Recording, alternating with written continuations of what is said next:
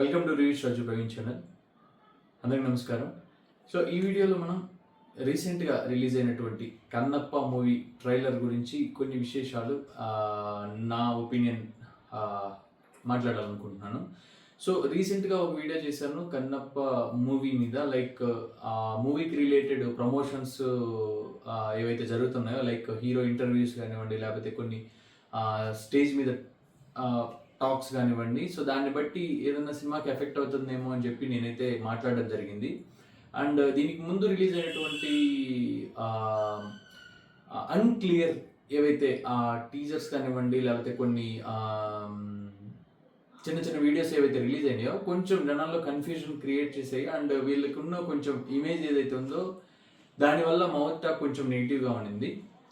అంటే నేను హానెస్ట్గా చెప్తున్నాను.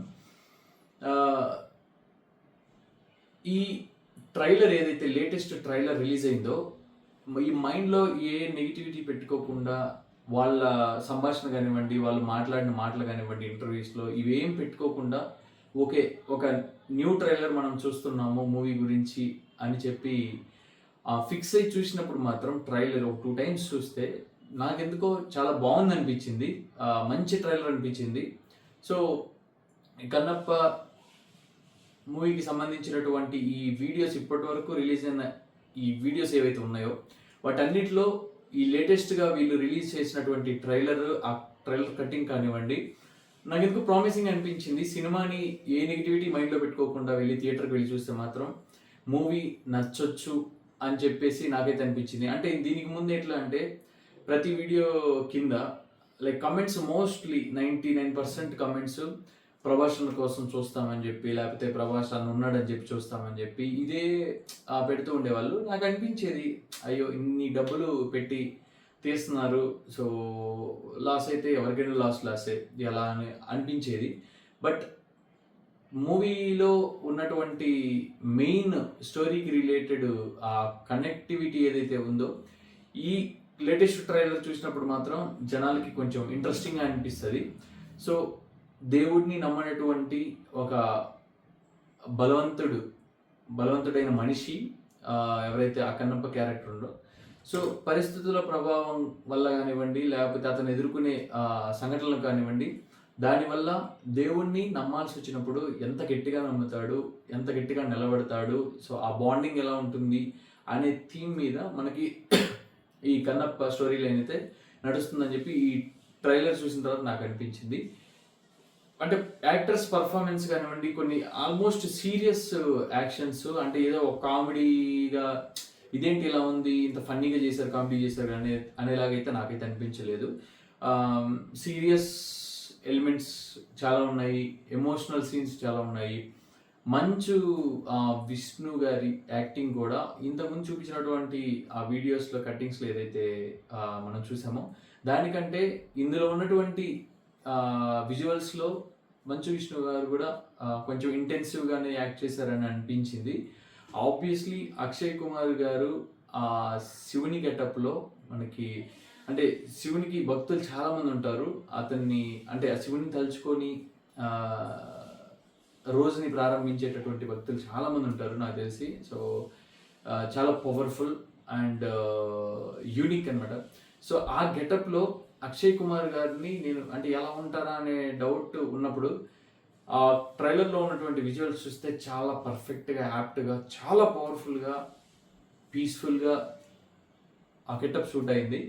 మెయిన్గా ఆ గెటప్లో గరుళాకంఠుడిగా ఏదైతే పేరుందో శివునికి, ఆ విషయాన్ని కంఠంలో దాచుకున్నటువంటి ఆ విషయాన్ని మనకి విజువల్స్ రూపంలో చూపించేటట్టు ఇక్కడ బ్లూ కలర్ లైట్నింగ్ లెక్క చూపిస్తారు. అది మాత్రం నెక్స్ట్ లెవెల్ ఉంది. అంటే నిజంగానే ఇలా ఉంటారా అన్నట్లు చాలా చాలా బాగా చూపించారు.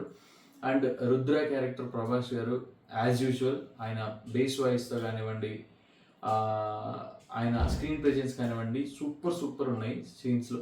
సో ఈవెన్ మోహన్ బాబు గారు కూడా ఒక ఇంటెన్సివ్ డైలాగ్ చెప్పే ఒక సీన్ ఉంటుంది, చాలా సీరియస్గా, చాలా బాగా అనిపించింది.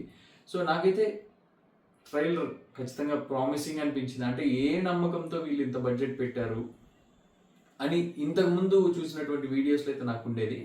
బట్ ఈ ట్రైలర్ చూపించిన తర్వాత నేనైతే అంటే నేను కూడా రిక్వెస్ట్ చేస్తున్నాను, దయచేసి ఇట్స్ ఓకే, వాళ్ళు మాట్లాడే మాటల వల్ల కానివ్వండి, లేకపోతే ఏదైనా ఆ ఫన్ వేలో వాళ్ళు స్టేజ్ మీద మాట్లాడే మాటలు కానివ్వండి, ఇంటర్వ్యూస్లో మాట్లాడే మాటల వల్ల కానివ్వండి, ఎవరికి అయితే భయంకరంగా నష్టం అయితే ఎవరికి ఉండదు. బట్ ఆ నెగిటివిటీని తీసేసి సినిమాని ఎంకరేజ్ చేసి, సినిమా ఒకవేళ చాలా బాగుంటే దాన్ని జెన్యూన్గా హిట్గా చేయగలిగితే ఆబ్వియస్లీ వాళ్ళకు కూడా కొంచెం సపోర్ట్గా ఉంటుంది, మంచి సినిమా మనకి బయటకు వస్తుంది. సో అంటే దీనికి ఉన్నటువంటి ఇంతకుముందు ఒక ఫన్ క్రేజ్ ఏదైతే ఉందో మాటల రూపంలో కానివ్వండి, లేకపోతే ఈ సోషల్ మీడియా ఆ ప్లాట్ఫామ్లో కానివ్వండి, అదైతే ఈ ట్రైలర్ వాటన్నిటిని న్యూట్రలైజ్ చేసేస్తుంది కన్ఫామ్గా అని చెప్పి టీం చాలా కాన్ఫిడెంట్గా ఉండొచ్చు. ఈ మూవీ పెద్ద హిట్ అవుతుందని చెప్పేసి నేనైతే నమ్ముతున్నాను. కింద కామెంట్స్ కూడా చూశాను ట్రైలర్ కింద.